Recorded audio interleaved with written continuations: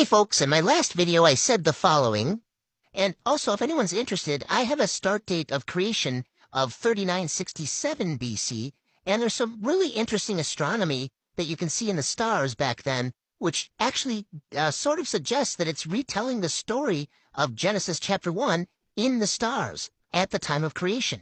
But I can do that in another video if anyone's interested. Well, as it turns out in the comment section of that video that someone was interested, so I'm going to go ahead and make that video now. So as you recall from my last video, I had a spreadsheet where I basically went through and organized my entirety of biblical chronology into one document, which is just too complicated to go into in this video. But as I mentioned earlier, I arrived at a start date in my biblical chronology for creation of 3967 BC. Now, on the Jewish calendar, the months are based on the phases of the moon, with the first day of the month being the first day that you can see the first sliver of the new moon beginning to appear. And this occurs as the moon passes by the sun in the constellations of the zodiac in the night sky. The sun, the moon, and the 5 visible planets all travel through the zodiac on different cycles. The moon does it about every 29 to 30 days, whereas the sun will take about a year to go through the zodiac, spending about a month in each sign, at least according to our observational point of view. And generally speaking, when that happens in ancient times, when the sun is in the constellation of Aries, that means that you are in the first month of the year in the spring. Now, this is the constellation Aries on March 12th, 3967 BC at exactly midnight Jerusalem time.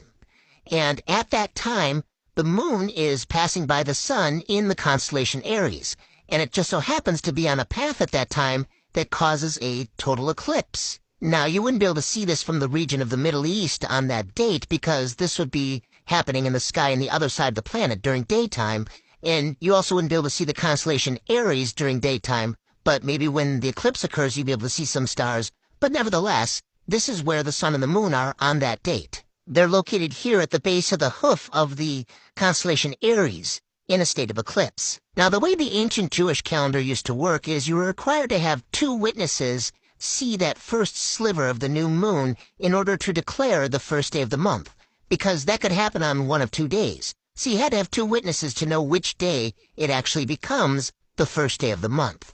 And that first sliver can only occur when the moon has sufficiently passed by the sun enough space in the constellations of the zodiac in order for it to generate that reflective sliver of the sunlight on it from our vantage point. And this would first become visible from the viewpoint of Jerusalem after sunset on March 12th, which on the Jewish calendar would actually become then March 13th because the day changes at sunset. Now, because on my chronology this is the start of creation, obviously there is no Jerusalem yet. There are no people yet because Adam and Eve weren't created till day 6. But mathematically speaking, this is where things would have been had there been a sun, a moon, a stars, an earth, etc., and human beings to observe this from the location that would eventually become Jerusalem. This is where these things mathematically would have existed according to their present cycles. And so at this point, as the sun has gone below the horizon and the stars begin to emerge, the moon, the first sliver of it, would have been visible in the presence of Venus and Mars just before they too set below the horizon. This would have been the first opportunity to witness the first sliver, thus starting off the first day of the first month of the first year of creation. That is to say, if these things had actually existed at that time. But of course the sun, the moon, and the stars were not created till day 4. But in terms of math, this is where they would have been had they existed on this date. Now let's revisit the scriptures and its account of the first day of creation in Genesis chapter 1.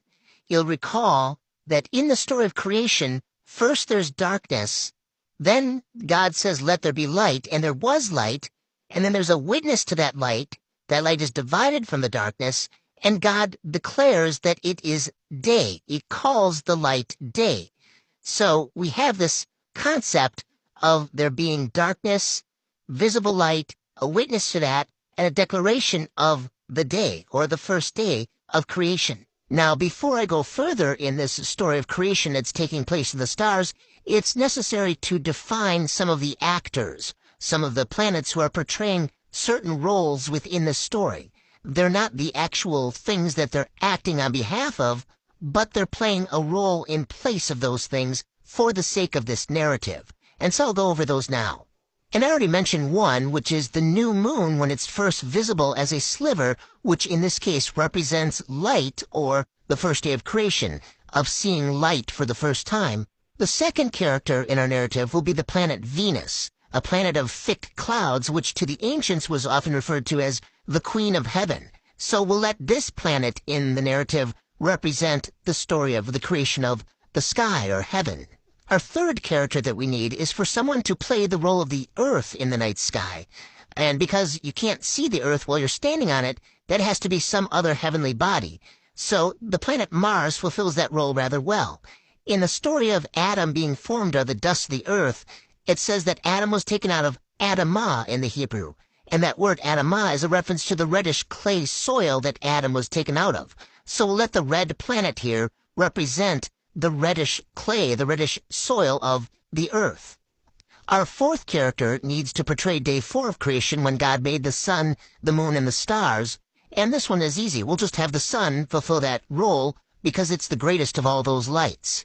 For day 5 of creation, we'll revisit the moon once again, only this time not with a sliver of light, but in a completely darkened state, and let it represent the dark waters that life was emerging from on day 5 of creation, where God said, let the waters swarm with fishes and let flying creatures fly in the air and so forth. And then for day 6, the day in which God created animals and man, we'll use the planet Mercury, which in Hebrew is Kochav, which is the male planet. And lastly, because God is the one who's doing all these works of creation throughout these 6 days, we need some sort of heavenly body to fulfill this portrayal in the heavens, and so for that we'll use the planet Jupiter, and the ancient etymology of Jupiter actually comes from terms that mean Father in heaven or God in heaven, something to that effect. Now, of course, Jupiter is not God the Father in heaven. That's a mistake that pagans made in ancient times when they began to worship heavenly bodies. Rather, these are just characters that are portraying certain roles for the sake of this narrative, so let's not confuse those things. Moving forward now with our story in the stars, we see that exactly 24 hours from the eclipse that occurred at midnight exactly Jerusalem time, that the moon is now next to the planet Jupiter, having bypassed Mercury and Mars at sunset when the moon first became visible. So again, we have this picture of the moon going from a state of darkness to its first visible sliver of light after sunset, with 2 witnesses, Mercury and Mars representing heaven and earth, before midnight, exactly 24 hours later, when it's presented before Jupiter, which is representing, in this case, the Father who calls forth light into existence and judges it and separates light from darkness. So what we see going forward from this point is, in sequence, all of the days of creation given in Genesis chapter 1 that are depicted in 7-day intervals in the stars. So, for example, here we have God the Father calling forth light, and this is day 1 of creation, but exactly 7 days later, we see that the planet Venus has now presented itself before Jupiter, a depiction of heaven being called forth by God the Father, or in other words, day 2 of creation, the creation of sky. And then exactly 7 days after that, we have a depiction of the 3rd day of creation, when Mars presents itself before Jupiter, depicting the appearance of the dry ground, the reddish clay soil, the earth, followed by exactly 7 days later, the sun presenting itself before Jupiter, depicting day 4 of creation, the creation of the sun, the moon, and the stars. And it's interesting that this occurs on day 4, because this is happening on April 3rd of 3967 BC, exactly 4,000 years to the day before the crucifixion of Jesus Christ on April 3rd of 33 AD. Remember what the scriptures say, a day to the Lord is as 1,000 years, and 1,000 years as a day. And then exactly 7 days after that, we have the moon returning and passing by Jupiter. Now it's in a darkened state, representing the dark waters, and God created life out of the waters on day 5 of creation. And then exactly 7 days after that, we have the planet Mercury presenting itself before Jupiter, depicting the 6th day of creation, when man was made. And 7 days after that, nothing, because we're now at the day of rest, and the 6 days are completed. It's also worth noting that these 7 days of creation that are being depicted here all took place next to the Pleiades, which traditionally is known as the Seven Sisters. It also just so happens that at the same time that the Pleiades, or the Seven Sisters, are crossing the horizon in the east to rise, that Saturn is crossing the horizon to set in the west. And the name for the planet Saturn in Hebrew is a word that means the restful one. Now, I've barely scratched the surface of this topic. There's a lot more I could say about it, but you get the gist of things.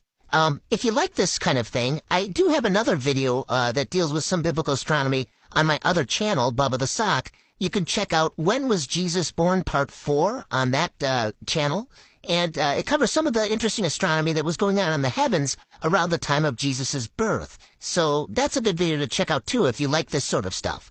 But the point that I want to make here is that even though there are things that may very well confirm the scriptures that are amazing in terms of what they present, that's not going to matter to a skeptic. If somebody doesn't want to believe the Bible, they won't believe it no matter what. It doesn't matter what evidence you present before them, they will find ways to dismiss it. Likewise, we shouldn't look to physical evidence in order to believe in God. We should believe in God because His Word says so. If we begin worshiping physical things as our source of faith and truth, we run the danger of going down the road of pagans and astrologers who began to worship the creation more than the Creator. See, those things that God made testify to His glory. They're not to be put in place of God Himself. And so, to me, it's really irrelevant if the stars declare these things, although it's awesome to see that. But it's not anywhere near as awesome as the God who made those things. One day, all of this physical world will pass away, according to the scriptures. Heaven and earth will pass away, but His Word will never pass away. Trust in the Word of God. Trust in Jesus. He is the way, the truth, and the life, and no one comes to the Father but by Him. Amen.